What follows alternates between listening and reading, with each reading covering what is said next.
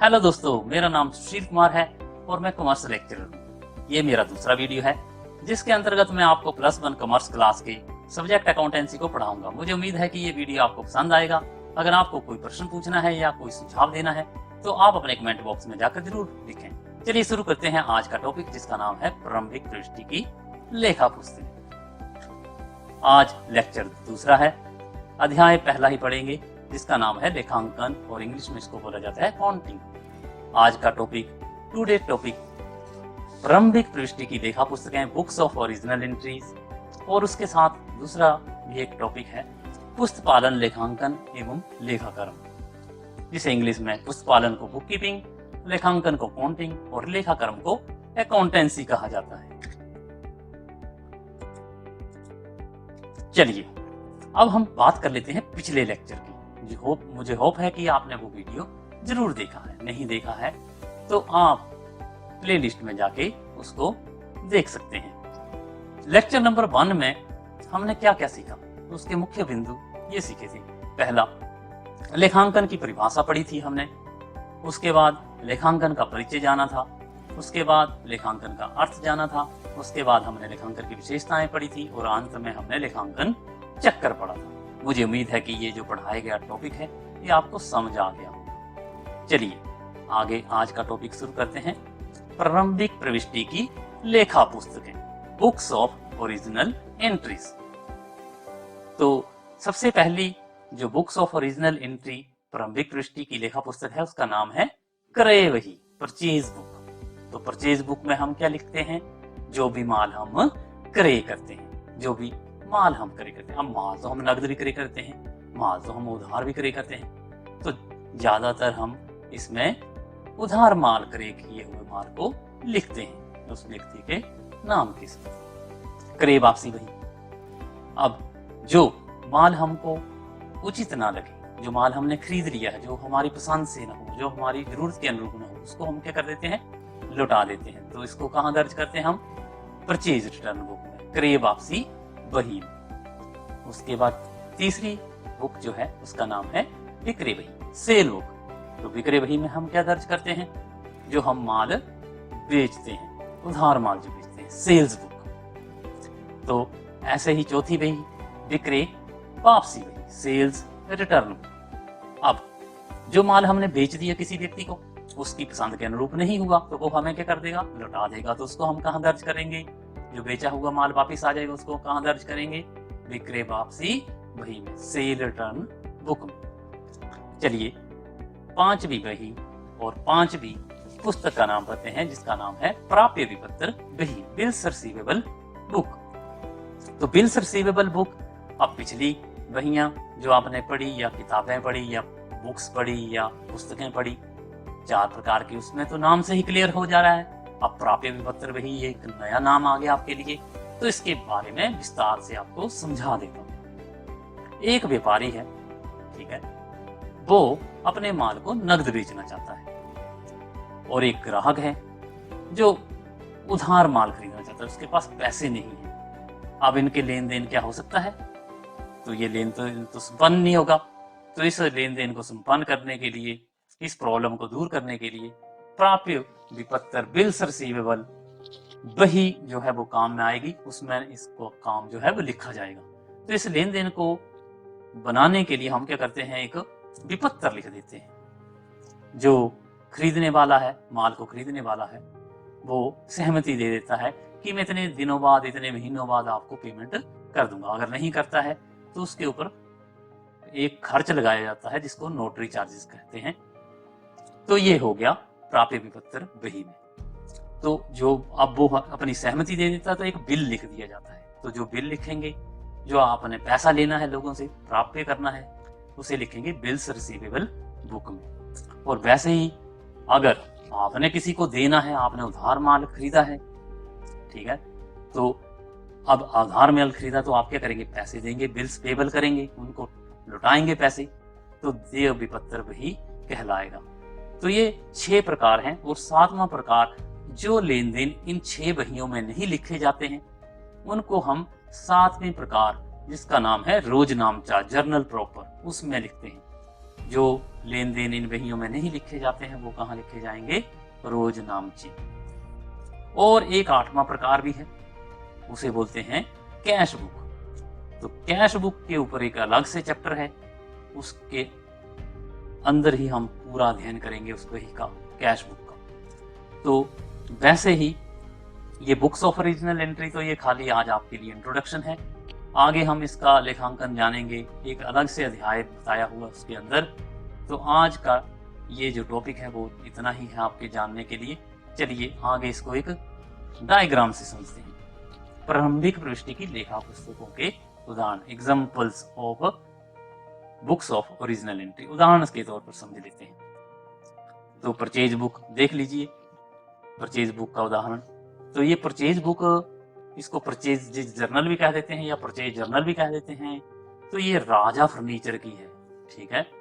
तो राजा फर्नीचर, ठीक है, इसने 4 मई 2017 को, ठीक है, क्या माल खरीदा है, 6,200 रुपया, 6,200 का। 10 चेयर्स खरीदी हैं 300 ईच की, 3,000 की। 4 टेबल्स, ठीक है, 800 ईच, ठीक है।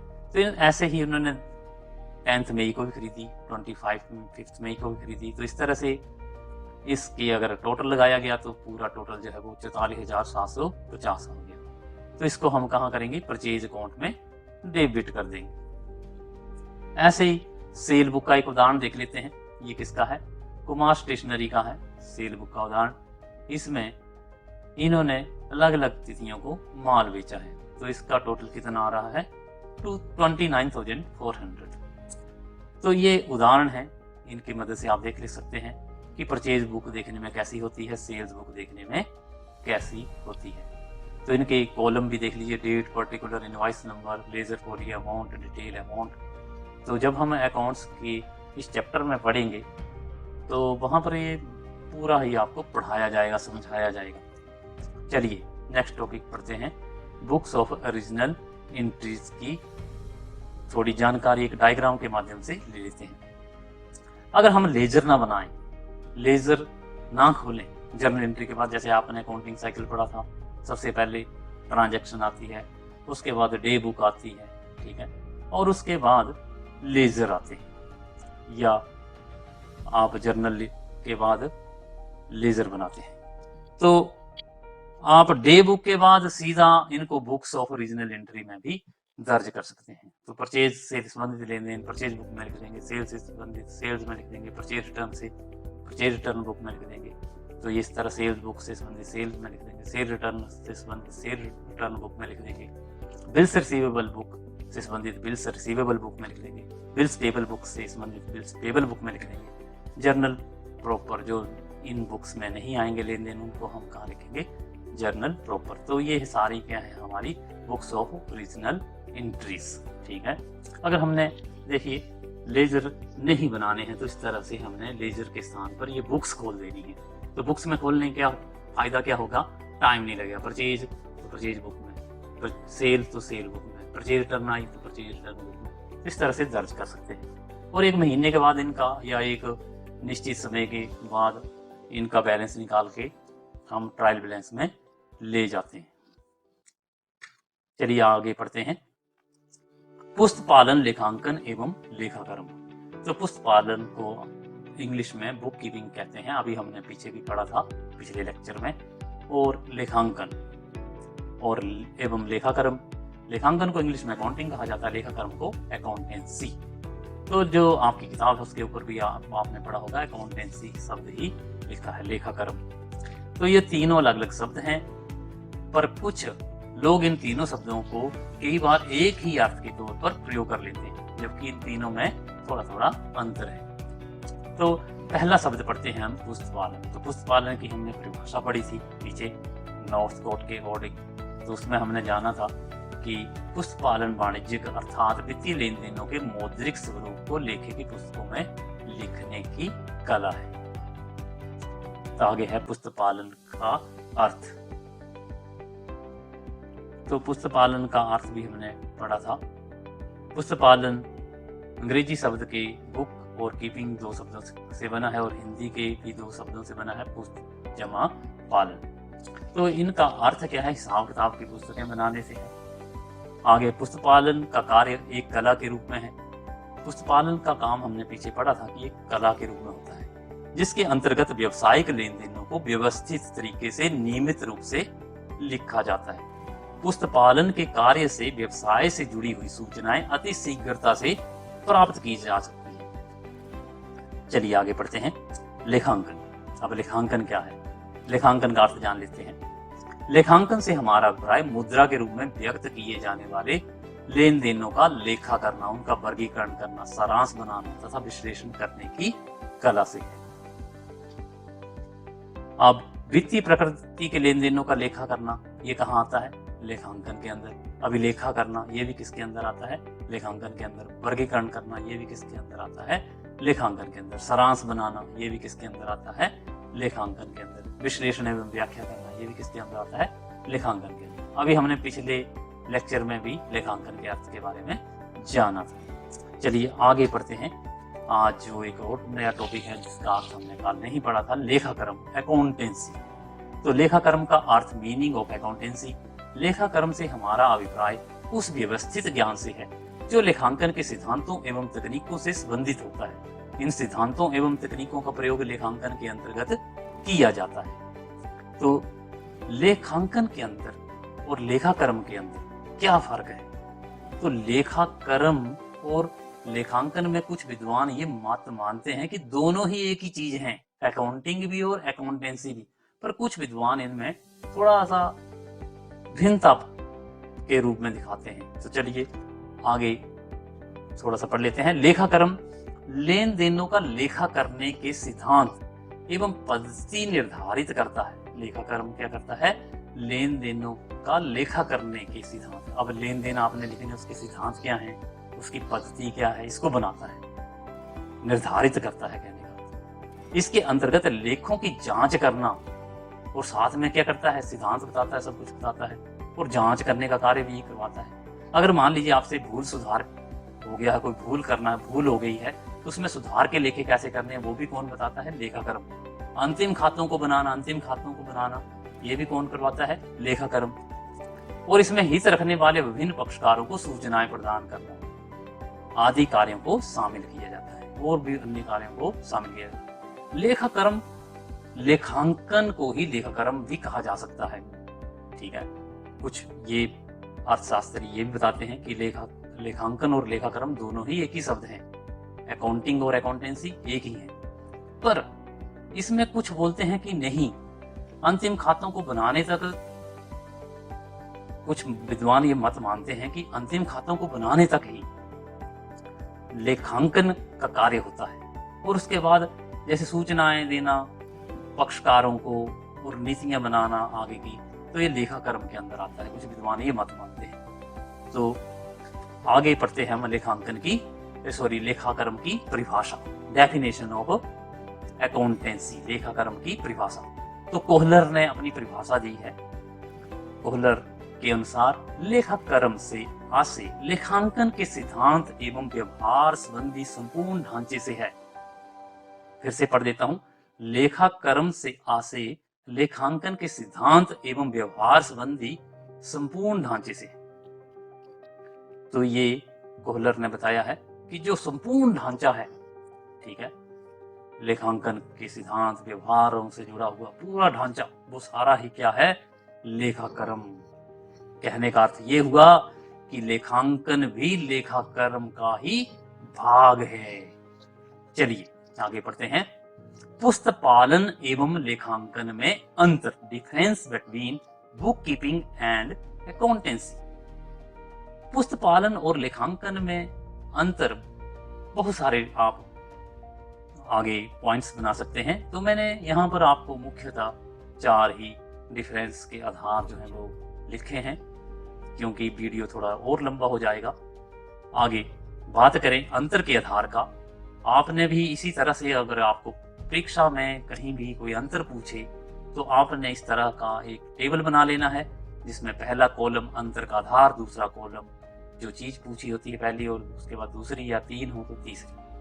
अंतर का आधार जो है वो पहला, बेसिस ऑफ डिफरेंस। तो अंतर का आधार हम पुस्तक पालन और लेखांकन के बीच में अंतर करेंगे तो पहला आता है क्षेत्र। तो किसका क्षेत्र बड़ा है, किसका क्षेत्र छोटा है? तो पुस्तक पालन का क्षेत्र जो है सीमित है। इसका क्षेत्र, पुस्तक पालन का क्षेत्र कैसा है? सीमित। और लेखांकन का क्षेत्र कैसा है? विस्तृत। दूसरा अंतर का आधार है चरण। तो बात करें पुस्तक पालन स्टेप, तो कौन सा स्टेप है ये? तो वित्तीय लेखांकन का पहला चरण है। अब वित्तीय लेखांकन, वित्त से जुड़े हुए लेन देनों का लेखा लिखते हैं हम, ठीक है। तो पुस्तक पालन जो है वो पहला चरण है। वित्तीय लेखांकन का कौन सा चरण है? पुस्तक पालन पहला चरण। और लेखांकन, वित्तीय लेखांकन का कौन सा चरण है? दूसरा चरण है। आगे बात करें योग्यता की। पुस्तक पालन का कार्य कौन व्यक्ति कर सकते हैं? तो इस कार्य को करने के लिए विशेष ज्ञान व योग्यता की आवश्यकता नहीं है। और लेखांकन, इसके कार्य को करने के लिए विशेष ज्ञान व योग्यता की आवश्यकता होती है। लेखांकन के अंदर अगर आपको विशेष ज्ञान होगा, विशेष योग्यता होगी, तभी आप ये काम कर सकेंगे। और लेखांकन का काम कौन करता है? कमेंट बॉक्स में जरूर लिखिएगा। कौन सा ऐसा व्यक्ति होता है, क्या नाम होता है, क्या उसकी डेजिग्नेशन होती है, वो जरूर लिखिए। 2 शब्द होते हैं उसके, इतना मैं बता देता हूँ। तो कमेंट बॉक्स में जिसने ये पूरा वीडियो देखा होगा वो जरूर लिखेगा। आगे है अंतिम खाते व वित्तीय स्थिति। पुस्तक पालन और लेखांकन में अंतिम खाते कहाँ बनते हैं, वित्तीय स्थिति कहाँ दिखाई जाती है? तो पुस्तक पालन, इसमें अंतिम खाते शामिल नहीं होते हैं, वो वित्तीय स्थिति का भी पता नहीं चलता है। और लेखांकन की बात करें, इसमें अंतिम खाते शामिल होते हैं, वो वित्तीय स्थिति की पूरी जानकारी प्राप्त होती है। तो बात करें पुस्तक पालन और लेखांकन की, तो पुस्तक पालन सबसे पहला काम है, लेखांकन उससे बाद का काम है। पुस्तक पालन में हम लेन देनों को लिखना, ठीक है, वर्गीकरण करना, ठीक है, सारांश बनाना किसका काम है? लेखांकन का, अकाउंटेंसी का। तो ये अंतर है। ये अंतर मुझे लगता है आपको समझ आ गया होगा। पुस्तक पालन एवं लेखांकन में अंतर, difference between book keeping and accountancy. चलिए आगे बढ़ते हैं कि आज आपने मुख्य बिंदु क्या सीखे हैं। आज आपने ये मुख्य बिंदु सीखे हैं। प्रारंभिक दृष्टि की लेखा पुस्तकें पढ़ी हैं, ठीक है, पुस्तक पालन पढ़ा है, पुस्तक पालन के बाद लेखांकन पढ़ा है, लेखाक्रम पढ़ा है, पुस्तक पालन एवं लेखांकन में अंतर पढ़ा है। तो आज के लिए इतना ही है। और मेरा आपसे एक छोटा सा अनुरोध है कि मेरे प्यारे दोस्तों, ये वीडियो आपको कैसा लगा है? अगर आपको ये वीडियो अच्छा लगा है और आपको कोई सुझाव है तो अपने कमेंट बॉक्स में जरूर लिखें। अपने पाठ्यक्रम से जुड़े हुए नए नए वीडियो देखने के लिए इस चैनल को लाइक करें, सब्सक्राइब करें, वो शेयर करें।